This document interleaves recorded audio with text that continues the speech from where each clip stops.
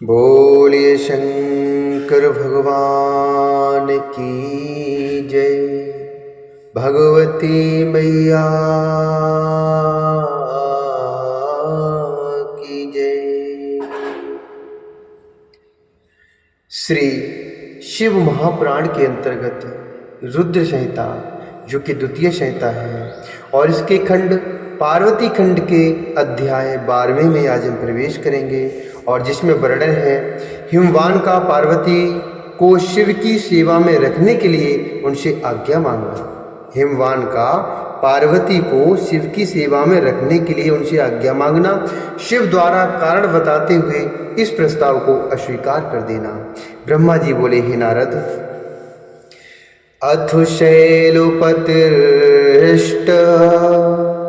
सतपुष्प फल संचयम्।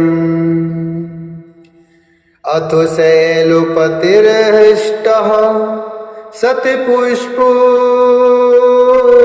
फल संचयम् समादाय श्वतन्यास हेतु अगाधारान्तिकम्। समादाय श्वतन्यास हेतु अगाधारान्तिकम्। सगत्वात् जगन्नाथं प्रणम्य ध्यान तत्परम् अर्पयामाशितन्यां कालीं तस्मै हृदाद्भुतां तस्मै हृदाद्भुतां।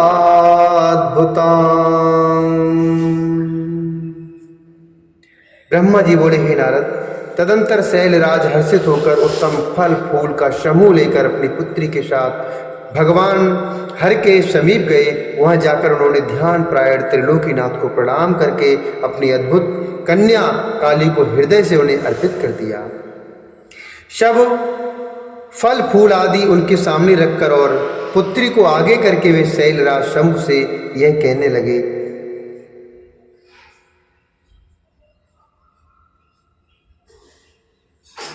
हिमगिरि बोले, हे भगवान, भगवंस्तन्या मे त्वां सेवितं चन्द्रशेखरं समुत्सुका शमानीता त्वदाराधनं काञ्छया। समुत्सुका शमानीता त्वदाराधन काञ्छया। सखीभ्यां सह नित्यं त्वां सेवतामेव शङ्करम् अनुजानीयतां नाथ मयि ते यदनुग्रह मयि ते यदनुग्रह। हिमगिरि बोले, हे भगवान, मेरी पुत्री आप चंद्रशेखर की सेवा करने के लिए बड़ी उत्सुक है, अतः आपकी आराधना की इच्छा से मैं इसको यहाँ लेके आया हूँ। यह अपनी दो सखियों के साथ सदा आप शंकर की ही सेवा करेगी। हे नाथ, यदि आपका मुझ पर अनुग्रह है तो इसे सेवा के लिए आज्ञा दीजिए। ब्रह्मा जी बोले, तब शंकर ने यौवन की प्रथम अवस्था में वर्तमान पूर्ण चंद्रमा के समान मुख वाली, विकसित नील कमल के पत्र के समान आभा वाली, समस्त लीलाओं की तथा स्थान रूप सुंदर वेश से सुसज्जित, शंख के समान ग्रीवा वाली, विशाल नेत्रों वाली, सुंदर कर्ण युगल से शोभित, मृणाल के समान चिकनी एवं लंबी दो भुजाओं से मनोहर प्रतीत होने वाले, कमल कली के समान घने मोटे तथा दृढ़ स्तनों को धारण करने वाले, पतले कटि प्रदेश वाले, त्रिवली युक्त मध्य भाग वाले, स्तन स्थल पद्म के समान चरण युगल से शोभित, अपने दर्शन से ध्यान रूपी पिंजड़े में बंद मुनियों के मन को भी विचलित करने में समर्थ और स्त्रियों में सर्वश्रेष्ठ उस कन्या को देखा। ध्यानियों के भी मन का हरण करने वाली, विग्रह से तंत्र मंत्रों को बढ़ाने वाली तथा काम रूपणी वैसी उस कन्या को देखकर उन महायोगी ने शीघ्र दोनों नेत्र बंद कर लिए और वे अपने उत्तम परम तत्वमय तीनों गुणों से परे तथा अविनाशी स्वरूप का ध्यान करने लगे। उस समय सर्वेश्वर सर्वव्यापी तप करते हुए बंद नेत्रों वाले, चंद्र कला रूप आभूषण वाले, जटा धारण करने वाले, वेदांत के द्वारा जानने योग्य तथा उत्तम आसन में स्थित शिव को देखकर महात्मा हिमालय ने उन्हें प्रणाम किया। वे पुनः संशय में पड़ गए। इसके बाद वाक्य वेताओं में श्रेष्ठ श्री गिरीश्वर जगत के एकमात्र बंधु शंकर से यह वचन कहने लगे। हिमालय बोले, हे देवादिदेव महादेव, हे करुणाकर, हे शंकर, हे विभो। देव देव महादेव करुणाकर शंकर, पश्चिमामु शरणं प्राप्तुमुन्मीलनयने विभो। पश्चिमामु शरणं प्राप्तुमुन्मीलनयने विभो। शिव सर्वमयशान जगदानंदिकति प्रभो, त्वामिनतोऽहं महादेव सर्वापद्वनिवर्तिकम्। त्वामिनतोऽहं महादेव सर्वापद्वनिवर्तकम्। हिमालय बोले, हे देवादिदेव, हे महादेव, हे करुणा के सागर, हे शंकर, हे विभो, आंखें खोलकर मुझ शरणागत को देखिए। हे शिव, हे सर्व, हे महेशान, हे जगत को आनंद प्रदान करने वाले प्रभु, हे महादेव, में संपूर्ण आपत्तियों को दूर करने वाले आपको प्रणाम करता हूँ। हे देवेश, वेद और शास्त्र भी आपको पूर्ण रूप से नहीं जानते हैं, क्योंकि आपकी महिमा वाणी तथा मन के मार्ग से भी सर्वथा परे है। क्योंकि आपकी महिमा वाणी तथा मन के मार्ग से भी सर्वथा परे है। सभी श्रुतियां भी आपकी महान महिमा का महान पार न पा सकने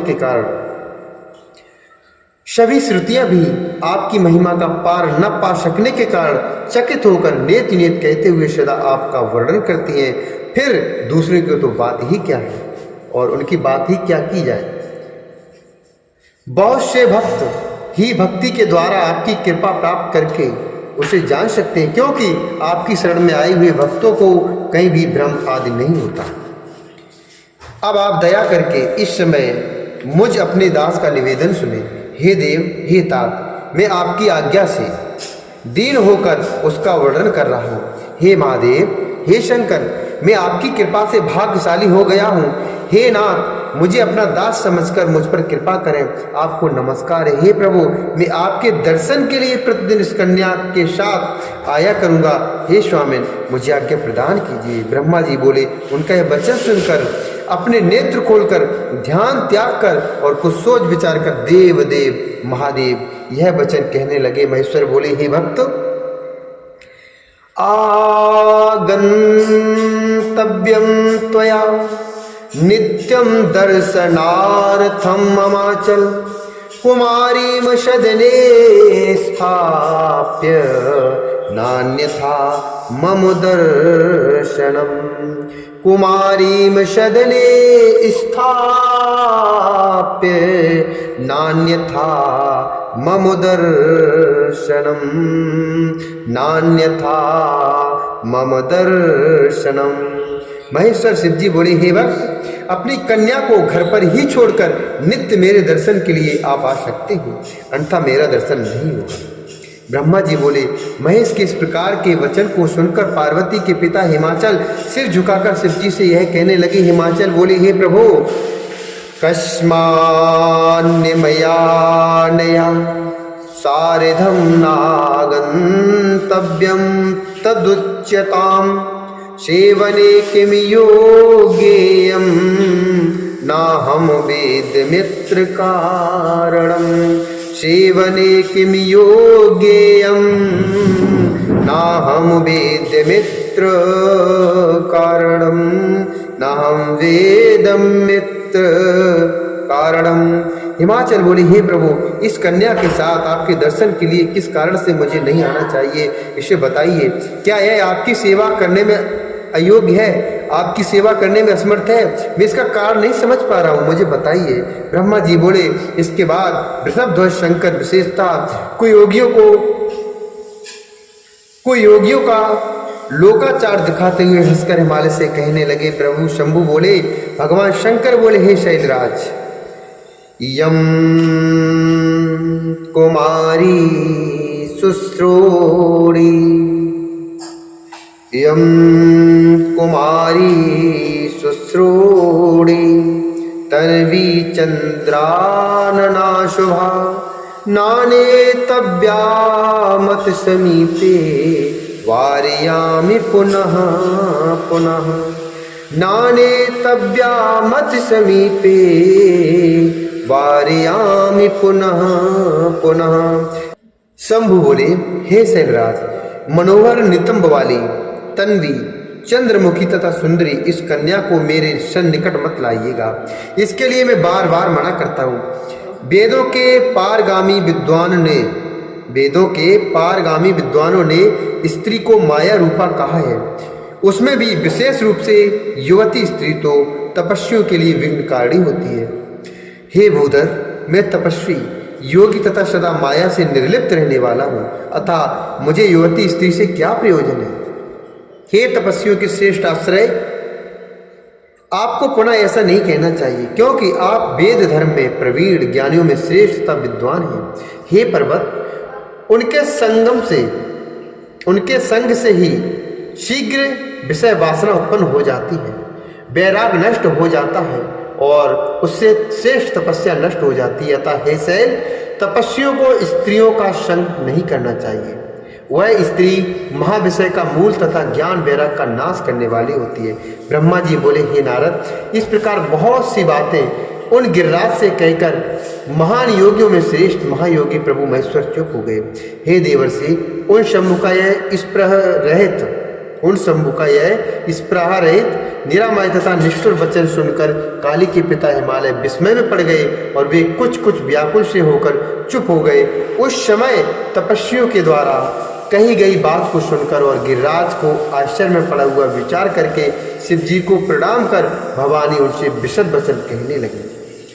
इत श्री शिव महापुराणे द्वितीयाम रुद्रशयतायाम तृतीय पार्वती खंडे शिव हिमाचल संवाद वर्णनम नाम द्वादशोऽध्याय। इस प्रकार श्री शिव महापुराण के अंतर्गत द्वितीय रुद्र संहिता के तृतीय पार्वती खंड में शिव हिमाचल संवाद वर्णन नामक 12वां अध्याय पूर्ण हुआ। बोले शंकर भगवान की जय, पार्वती मैया की जय।